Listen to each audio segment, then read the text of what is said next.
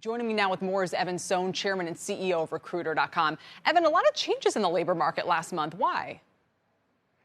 I think the sentiment is down from 3.7 to 3.6, which was pretty surprising that it came down. And you saw the IT numbers drop from the #1 spot, which was really held for a long time, down to the #4 spot. It didn't fall off completely. But I think, as you said, the war for talent is on. And as the remote workers are now, the remote jobs are increasing month after month. We saw a 60% increase in remote jobs since September. A lot of those are the IT jobs. And so you're seeing wage increases across the board there. So if you're fighting for talent and you're seeing more people apply for different jobs, it's really going to affect the overall workload. We also saw the recruiters, the workload that they were working on is now 14 jobs. That's down from 18 where it was a year ago. So they're working on fewer jobs because it's harder and harder and harder to fill those jobs. So if we saw in the ADP yesterday a drop of about, I think, 300,000 jobs for the month. The payrolls number, a lot of people tomorrow morning think could be minus 200 or something in that range. If we came to you and said why, would it be Omicron, or what do you think we should attribute those to? Well, look, the Great Resignation is still here.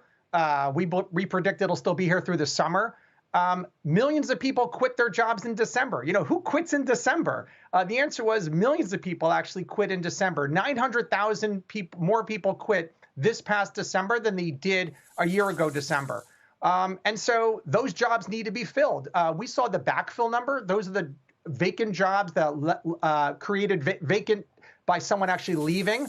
That number actually surpassed the new job creation for the month. So the backfills versus new jobs. And whenever we see that happen, we really see that being pressure on these new jobs being filled. Because if you're a recruiter at a company, you're in the talent acquisition, you're first going to fill the jobs left vacant by someone actually quitting or leaving or the turnover.